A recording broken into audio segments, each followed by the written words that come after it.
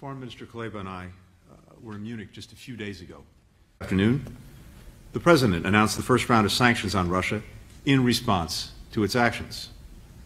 These have been closely coordinated with our allies and partners. We'll continue to escalate our sanctions if Russia escalates its aggression toward Ukraine. Today, we're implementing full blocking sanctions on two large Russian financial institutions, VEB and Bank, both of which have close links to the Kremlin and the Russian military. Collectively, they hold more than $80 billion in assets.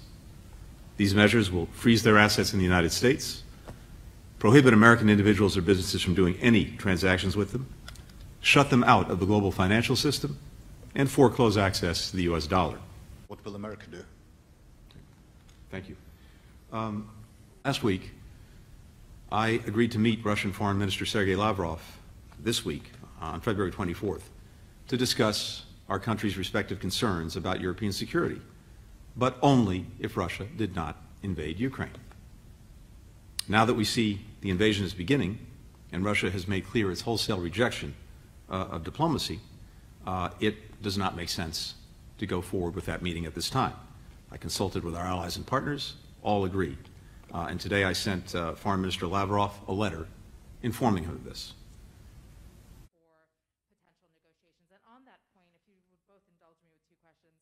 This morning, the European Union and the United Kingdom announced a series of strong complementary actions.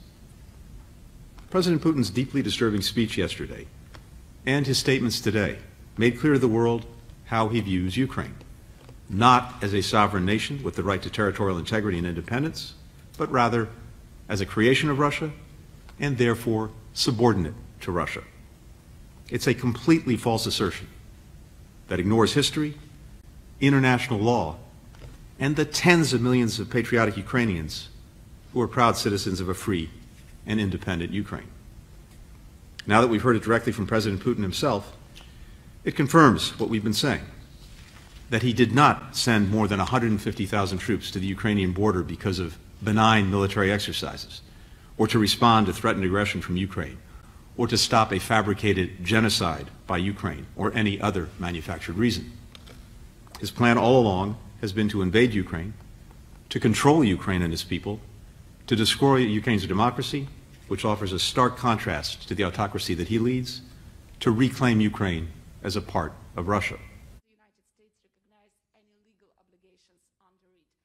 The United States and I personally remain committed to diplomacy if Russia is prepared to take demonstrable steps to provide the international community with any degree of confidence that it's serious about de-escalating and finding a diplomatic solution. We will proceed in coordination with allies and partners based on Russia's actions and the facts on the ground. But we will not allow Russia to claim the pretense of diplomacy at the same time it accelerates its march down the path of conflict and war. There is no question what has happened here. We've all seen how Russia has relentlessly mobilized for war, despite intensive efforts by others, including the United States, to engage them on a diplomatic path. We've seen through their false flags, we've predicted their lies. In the hours and days ahead, any further escalatory steps by Russia will be met with further swift and severe measures, coordinated with allies and partners, on top of those announced today. We'll continue to stand with our allies and partners to support Ukraine as it faces Russia's threats with courage and strength. And we'll continue to defend the international laws that keep every country in the world safe from the kind of aggression that Russia is now inflicting upon Ukraine. Ukraine last night. May one tell that it will not work anymore?